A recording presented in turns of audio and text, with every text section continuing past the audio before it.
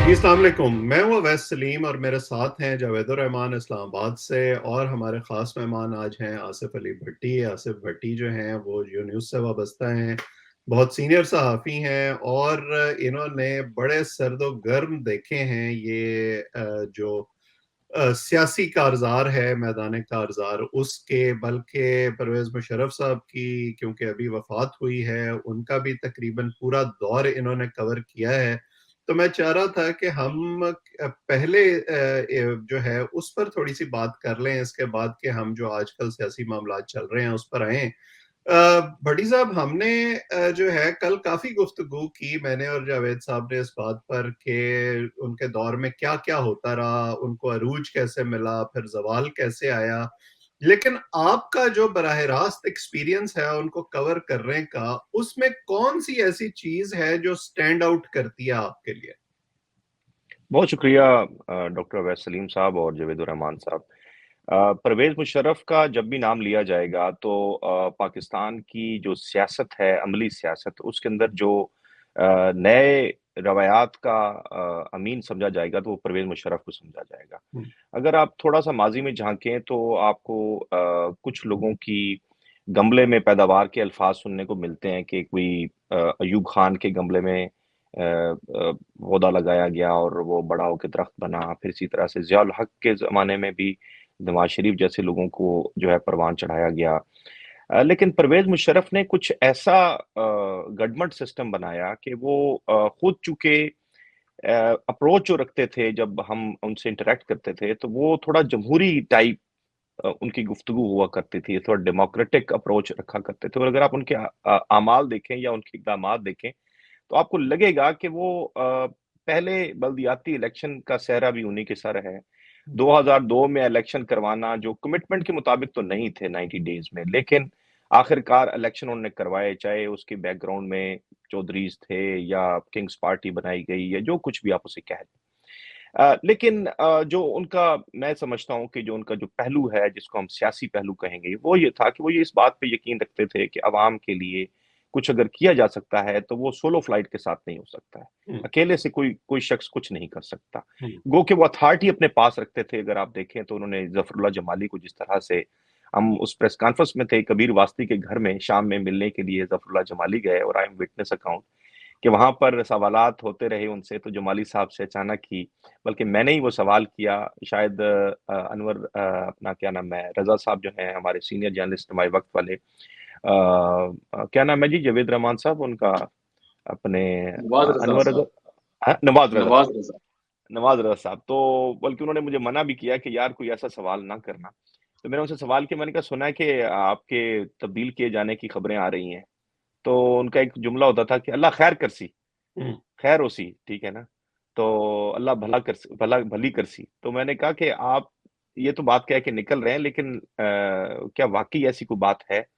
तो उन्होंने उस वक़्त डिनाई इस तरीके से किया कि हमें पता चल गया कि उनको उनके चेहरे का कलर बदल गया बिल्कुल ही ना। हुँ, और ये पहला मौका था कि इस तरह किसी प्राइम मिनिस्टर को आप कहें कि आप जा रहे हैं, तो वो क्लोज़ भी समझे जाते थे परवेज़ मुशर्रफ के, हर शाम को, दूसरी शाम को उनकी मुलाकात भी होती थी।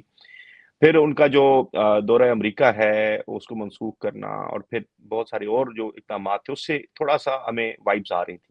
यानी तो आप ये कह रहे हैं कि वो अथॉरिटेरियन डेमोक्रेसी पर यकीन रखते थे। क्या एग्ज़ैक्टली मैं ये जो ये सिलसिला था कि सियासतदानों को साथ में लाया जाए, ज़रा एक डेमोक्रेटिक सेटअप बनाया जाए, क्या इसकी वजह ये भी थी कि वो इक़्तिदार में रहना चाहते थे और उन्हें ये जो लेजिटिमेसी चाहिए थी, ख़ास तौर पर जो बैरूनी दुनिया है उससे, उसकी वो एक रिक्वायरमेंट थी? अल्टीमेटली डॉक्टर साहब कोई भी शख्स हो जो इक़्तिदार में हो, चाहे वो सियासतदान हो, चाहे वो कोई डिक्टेटर हो उसका जो मतम-ए-नज़र होता है, वो कोशिश करता है कि मैं सदा तमाम उम्र यानी हमें उनकी गुफ्तगू से भी लगता था, अब तो हुँ, अल्लाह ताला उनको मग़फ़िरत उनकी करे, कि वो हमेशा ये समझते थे कि सारी उम्र जितनी भी अभी उम्र रह गई है, सारी वो इक़्तिदार में गुज़रेंगी अब। हुँ। और उसका एक भट्टी जो साहब मैं सबूत बताऊँ अगर उसका अगर आपको, तो वो ये था कि जब बेनज़ीर भुट्टो के साथ उन्होंने डील उनकी हुई और एनआरओ 1 जिसको कहा जाता है, तो उसमें हमें याद है कि जब दोनों बेनज़ीर भुट्टो साहिबा ने और नवाज़ शरीफ साहबा ने चार्टर ऑफ डेमोक्रेसी दस्तखत किए उसके ऊपर, तो नवाज़ शरीफ तो डील नहीं कर पा रहे थे उनके साथ। उनके भाई राब्ते में ज़रूर थे, शहबाज़ शरीफ, जो कि 2006 में आपको याद होगा कि लंदन भी गए इलाज कराने। और वो लेकिन नवाज़ शरीफ नहीं मानते थे। बेनज़ीर भुट्टो साहिबा ने जो दुबई में जो कॉरेस्पॉन्डेंस हुई और इस्लामाबाद के पंजाब हाउस में हुई, तो उसका हमें इल्म था बराह रास्त। उसमें भी जो परवेज़ मुशर्रफ जिस बात पे कायल हुए थे बेनज़ीर भुट्टो साहिबा की, जो उन्होंने, मैं समझता हूँ कि दोनों अब नहीं है इस जहान में, कि उन्होंने तुर्क का पत्ता खेला था मोहतरमा ने, कि आप क्या करते हैं? आप वर्दी उतारें, आप हमारे सदर और मैं प्राइम मिनिस्टर। तो ये जो एक और इसके कई विटनेस हैं जो जिंदा हैं इस वक़्त। जब ये बात तय हो गई तो उसमें परवेज़ मुशर्रफ आप देखें कि जिनको वो खाल कहा करते थे, यानी इक़्तिदार की खातिर आप देखें कितनी बड़ी कुर्बानी देनी पड़ती है कि जिस खाल को यानी खाल के बगैर आप इंसान की ज़िंदगी नहीं है, उस खाल को आपने उतारा और उतारने के फ़ौरन बाद आप जो है वो आपके साथ क्या हुआ वो तारीख़ का हिस्सा है। तो ये बात भट्टी साहब, ज़रूर है कि परवेज़ जी। अब तो बहुत ज़्यादा हम ऐवानों में भी उनकी जो तकरीरें हो रही हैं, इवन के फातिहा ख़ानी से रिलेटेड भी कहा जा रहा है कि उनकी फातिहा ख़ानी यहाँ ऐवान में नहीं होनी चाहिए, यहाँ तक बात आ रही। लेकिन जब वो आए थे, इक़्तिदार में थे, फिर हमने ये भी देखा कि उनके साथ जुड़ने के लिए यही पॉलिटिकल पार्टीज़ थी, इन्हीं के बंदे थे, वो अपने साथ तो नहीं लेके आए थे। वो चाह रहे थे कि जनाब हमें भी अपनी सफ़ में शामिल हों ताकि इक़्तिदार के मज़े लूट सकें, ज़रा पता बहुत चल सके कि जनाब हम भी। सही बात।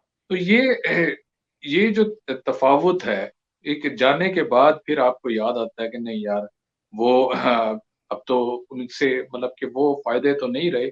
इसी तरीके से आप ये देखें जनाब, मीडिया साइड, उनकी मीडिया पे जो तनकीद या मीडिया को आज़ादी, मशरूम ग्रोथ जो हुई थी 2005 में, आपको भी भट्टी साहब हमने देखा था, आपने फ़ौरन छलांग मारी थी, फ़ौरन आप जाके मीडिया प्रिंट से इलेक्ट्रॉनिक मीडिया में चले गए और वहीं के वहीं 2002 पे में। रह गए। जी, जी। जनाब फिर ये नहीं, ये जब इसकी मशरूम ग्रोथ के बाद तो ज़्यादा लोग वहाँ गए थे ना, जी, इसमें उसके बाद तो इलेक्ट्रॉनिक बिल्कुल चेंज मीडिया आ में। गया ना। जी हाँ, जी हाँ। पहला चैनल हमारा था, जियो था जब और 2002 में पहले स्टार्ट हुआ चैनल और उसके आपका बाद था, मशरूम उसकी ग्रोथ। पहली जी हाँ। एपिसोड हमने देखी, आपका ये जो लाल मस्जिद वाला ऑपरेशन था, वो टेस्ट केस था एक इलेक्ट्रॉनिक मीडिया के 2007 लिए। में। जी, ऐसे ही है। तो वो वाली आज़ादी मुझे ये बताएँ कि वहाँ जो आज़ादी थी मीडिया को, कुछ जो नज़र आती थी, वो बाद में भी आपको नज़र आई? और इससे पहले भी मैंने आपसे एक और क्वेश्चन भी पूछा कि जब आपको फ़ायदा नज़र आ रहा था, ये यही यही जो पॉलिटिकल प्लेयर्स हैं,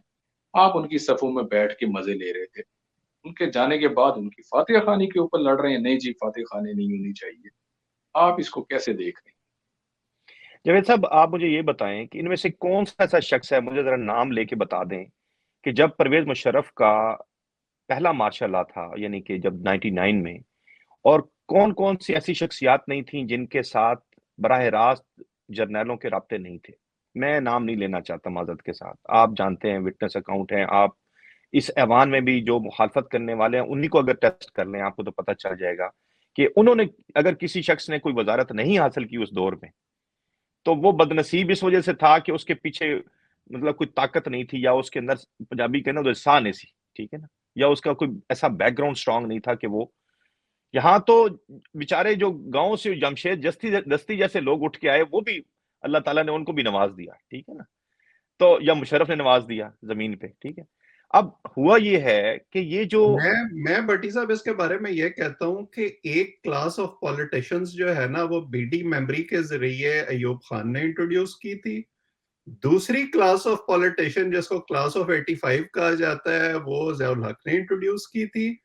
तीसरी जो है वो इस तरीके से, ये जो आप पस मंज़र बयान कर रहे हैं, परवेज़ मुशर्रफ ने सियासत में इंट्रोड्यूस कराई, जिनको हम अभी तक देख रहे हैं। दुरुस्त बात आपकी है, और मैं तो यहाँ तक कहूँगा कि जो बेसिक डेमोक्रेसी का असूल था, वो वज़ा करने वाले साहब जो हैं, वज़ा करने वाले जो साहब हैं, वो इस वक़्त पीएमएलएन के बहुत बड़े कारीगर हैं, और पूरा पनामा लीक्स जो है उन्होंने बाहर मीडिया पे लड़ा आके, ठीक है ना? एक तो कोर्ट में लड़ाई चल रही थी, एक बाहर लड़ाई चल रही थी। ये वही लोग हैं जो कि नारे परवेज़ मुशर्रफ के, मुझे याद है कन्वेंशन सेंटर में जब तमाम मुल्क भर के, जावेद रहमान साहब को भी याद होगा कि जब पूरे मुल्क भर के नाज़मीन का सेशन हुआ था, और उसमें जो है ना इस बात पे लड़ाई थी कि नारा कौन लगाएगा, अंदाज़ा करें आप, हैं जी। और एक जरी, एक बहादुर हैं परवेज़ मुशर्रफ, ठीक है? तो ये वो तमाम सर मौका परस्त, मैं पाकिस्तान की सियासत पे, अगर मुझे लोग कहते हैं आप तनकीद करते हैं, जर्नैलों पे तनकीद उस तरह से नहीं करते, मैं कहता हूँ इस मुल्क को जो इस हालत में पहुंचाने का सेहरा है वो सियासतदानों के सर जाता है। हम्म, उसकी फंडामेंटल रीजन ये है कि हमेशा इनकी कोशिश रही है कि ताकतवरों की तरफ देख के अपना कद ऊंचा करने की कोशिश करते हैं। भाई हम्म, अवामी जो नुक्ता नजर है उसको आपने कभी प्रिवेल नहीं होने दिया। आपने जो अवामी मसाइल हैं या अवाम की जो, अगले दिन मैं एक प्रोग्राम में था, sorry to I mean interrupt in this way के हमारे बहुत सीनियर एक वो उसमें थे ट्विटर की स्पेस में, तो मैंने ये कहा, मैंने कहा जी ये सियासतदानों पे गिला है, तो उन्होंने मुझसे थोड़ा सा डिफर किया, हालांकि मेरे वो सीनियर हैं, हमारे जंग में जियो में भी रहे। मैंने उनसे यही बात कही, मैंने कहा सर मुझे ये बताएं कि कोई ऐसा नुक्ता जिसमें सियासतदानों ने खुद से स्टेप लिया हो अवामी बेहतरी का, कोई एक इकदाम मुझे बता दें। हम्म, आप बताएं कि 2000 सॉरी अयूब खान के दौर में जितनी डेवलपमेंट हुई डिक्टेटर के दौर में हुई ना। ये सारे उसी के गमले में पैदा हुए जो आज बड़े बहुत बड़े बड़े हमारे यहाँ कदावर शख्सियात हैं सियासत में।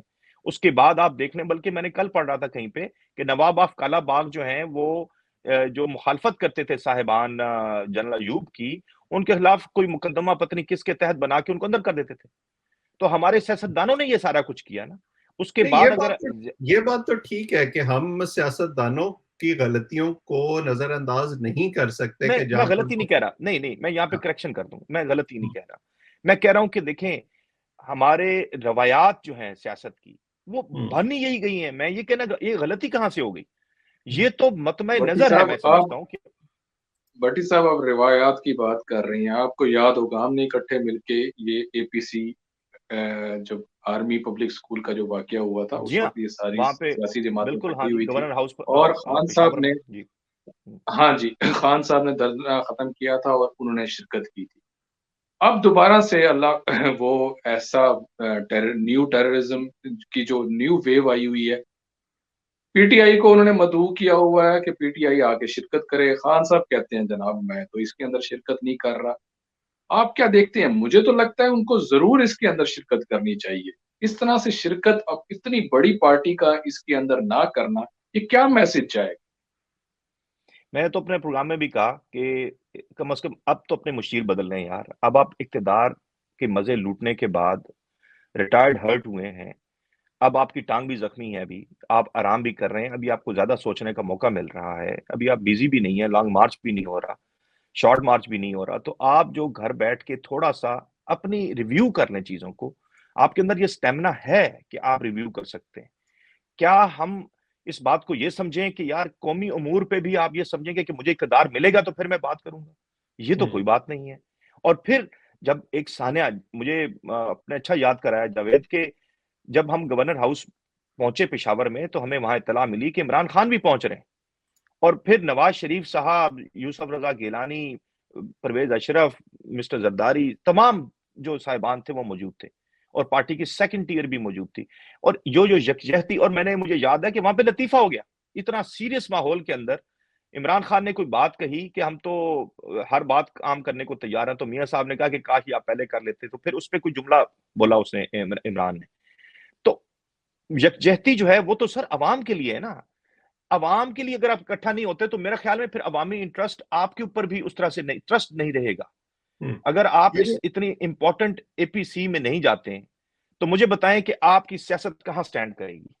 मुझे ये बताएं क्या ये किसी जात के लिए हो रहा है, ये भट्टी किसी के साहब, ये इक़्तिदार को जो आपने दबाने के हो रहा है?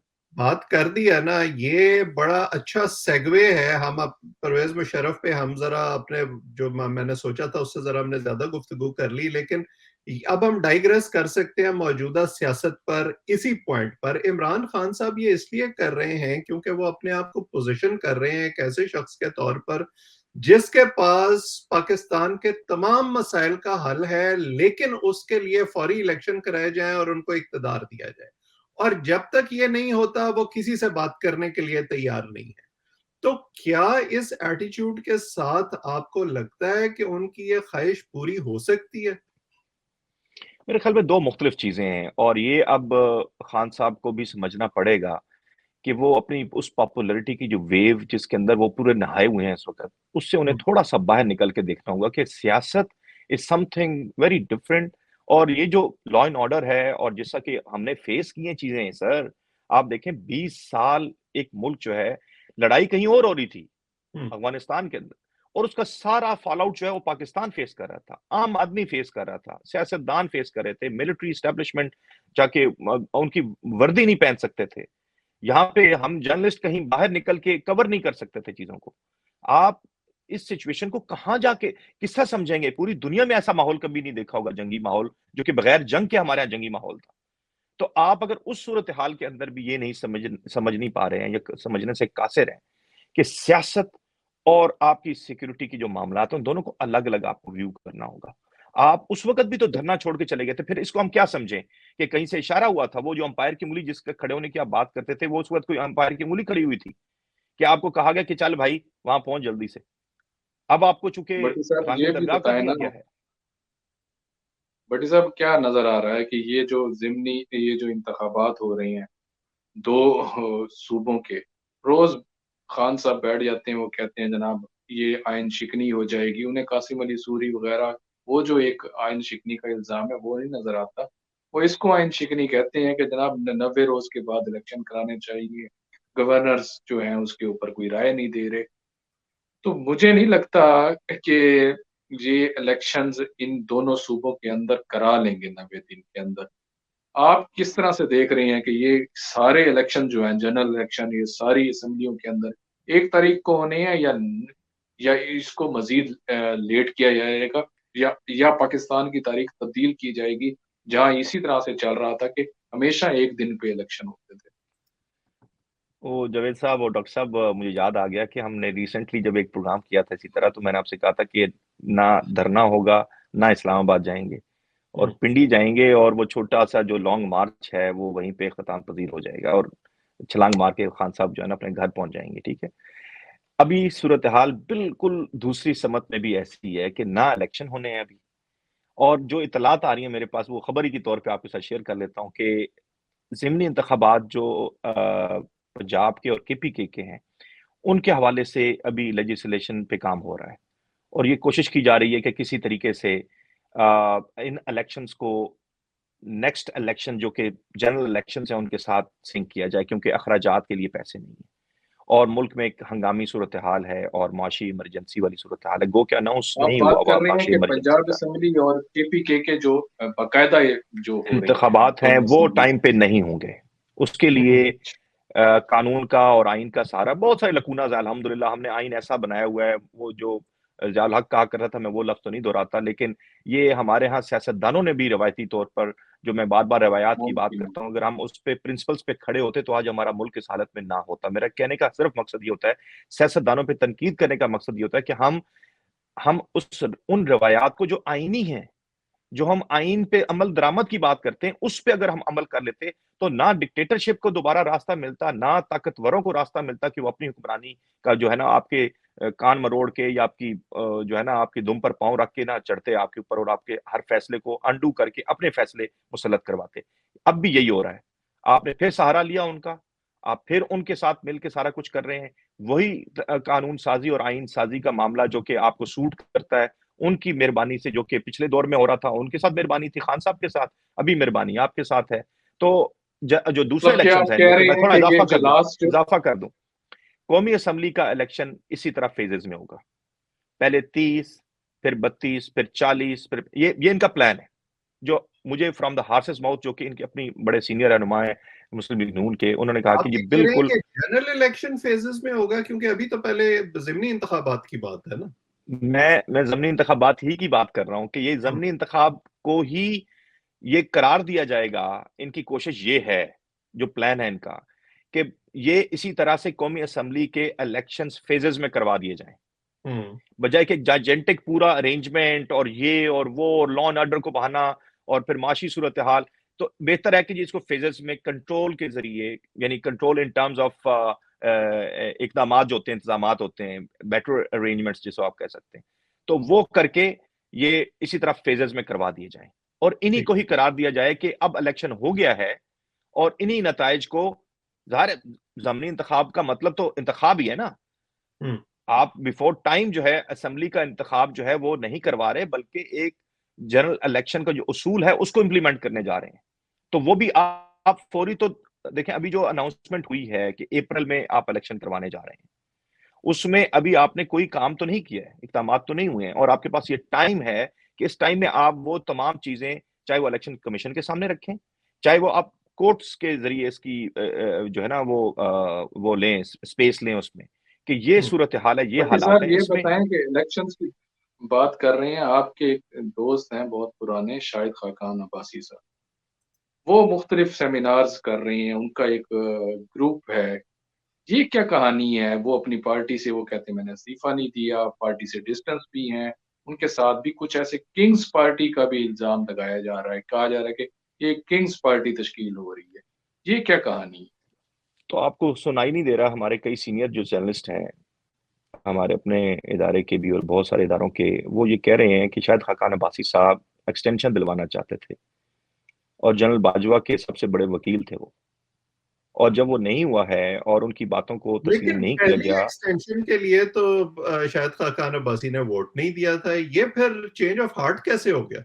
मैं ये समझता हूँ कि ये अब या तो मैं कंस्पिरेसी थ्योरी पे चला जाता हूँ कि या तो हम्म। फिर ये है कि ये अरेंजमेंट है अपना पीएमएलएन का, हम्म। कि देखें अब आप जो डाइसेंट वोट है, जिस तरह से डिवाइड हुई हुई है इस वक़्त, बड़ी क्लियर डिवाइड है, उसके अंदर मुख्तलिफ सेगमेंटाइज़ किया गया है कि इन चीज़ों को आप देखें। मरियम बीबी जो हैं, वो जो यंगस्टर वोट है, चूँकि अब वो माशाल्लाह दोबारा से एक्टिव हो गई हैं, वापस आई हैं, तशरीफ़ ले आई हैं। तो उनको कहा गया है कि आप ये काम करें कि जो एजेंडा है, जो बेसिक एजेंडा है हमारा, कि हमने अनडू करनी है वो चीज़ें जो कि खान साहब के साथ जुड़ी हुई हैं। और तीसरा, वो जो हार्डकोर एलिमेंट्स हैं पीएमएल-एन के, वो राब्तों का काम करें बिहाइंड द कर्टन्स जो है। अब मुझे लगता है या तो एक स्ट्रैटेजी ये है, या दूसरी स्ट्रैटेजी ये हो सकती है कि ठीक है भाई, आपने अगर अपना रास्ता इख्तियार करना है, आप प्रो एस्टेब्लिशमेंट थे, आपको लाया गया, आपके बड़े अच्छे ताल्लुकात हैं, आप करें अपना जो काम करना है। और उनको ब्लेसिंग वहाँ से मिल रही है जहाँ से किंग्स पार्टी बनती है। तो वो ये चाहते हैं कि एक ऐसा अरेंजमेंट हो, जब जिस वक़्त भी ज़रूरत हो, तो 20-25 लोगों का ग्रुप हो जो कि फैसला करे कि हाँ जी, आज इधर जाना है, कल उधर जाना है। जहाँ पे इशारा होगा उस तरफ चले जाएँ। और ज़ाहिर है ये सिंक नहीं हो सकता है सूबों के अंदर। ये फ़िनोमेनन आपको पता है कभी कामयाब नहीं रहा। हम्म। किंग्स पार्टी जब बनी थी, भट्टी आपको याद साहब होगा, पैट्रियॉट्स, पीपल्स पार्टी पैट्रियॉट्स, तो उसमें भी जो पैट्रियॉट्स जो थे वो सिर्फ़ वफ़ाक में थे। सूबों के हम्म। अंदर कुछ हो भट्टी नहीं साहब सकता था। आपकी थ्योरी आपने ये बाप अगर बना। आपकी ये थ्योरी अगर हम मान भी लें, और आपने पैट्रियट का अच्छा किया याद दिला दिया, अब भी आपके 33 जो हैं मुनारफिन बैठे हैं नेशनल असेंबली के अंदर, वो किधर जाएंगे? वो इस किंग्स पार्टी का अब आप हिस्सा सही बनेंगे अभी या? अभी अभी आप सही बात पे आ गए हैं कि ये सारा देखें, अगर इसको जोड़ के पढ़ा जाए ना, देखा जाए, तो हमें नज़र आ जाएगा कि ये इस ग्रेटर प्लान का हिस्सा है। उनको तोड़ा किसने है मुझे बताएँ? उनको लाया कौन था चलें? अब ये सारी बातें जो है ना, हमें अब कदगन जितनी मर्ज़ी लगा लें, अब ये वो चीज़ें हैं जो कि आप छुपाई नहीं जा सकती। पैट्रियॉट्स जब मैं बन रही थी, मैं आप बिलीव करें कि क्रेडिट नहीं ले रहा, लेकिन हम जो अपना शेरपाओ के घर चले गए थे F8 में, हम्म। ठीक है? हमें पता चला वहाँ मीटिंग चल रही है और हामिद मीर और मैं, हम दोनों गए, मैंने कैमरा सँभाला और हामिद मीर साहब ने माइक पे, और हमने जब देखा तो ये सारे रहनुमा वहाँ बैठे हुए। तो फैसल ने मुझसे, फैसल साहब याद है, गिला किया, शिकवा किया कि यार ये आपने ठीक नहीं किया। मैंने कहा हम्म। उनसे अच्छा सलाम दुआ थी। तो मुझे कहने लगे कि नहीं यार, आपने ये ना हमारी बात अभी डिस्क्लोज़ नहीं करनी। और हम्म। मुझे याद है अच्छी तरह से कि मीर साहब ने अपने प्रोग्राम में बड़े तरीके के साथ, जब मौलाना फजल रहमान तैयारी कर रहे थे कि मैं वज़ीर-ए-आज़म बनने जा रहा हूँ, तो उन्होंने कहा जी ना मौलाना बनेंगे, ना वो बनेंगे, एक और साहब जो थे उन बनेंगे, बल्कि एक नया बंदा होगा, और ज़फरुल्लाह जमाली जो था, he became the prime minister. तो मैं ये यहाँ पे भी जी। भट्टी साहब, आपकी ये जो आपने इशारे दिए हैं ना अपनी गुफ्तगू में, हम तकरीबन अपने इख्तिताम की तरफ जा रहे हैं।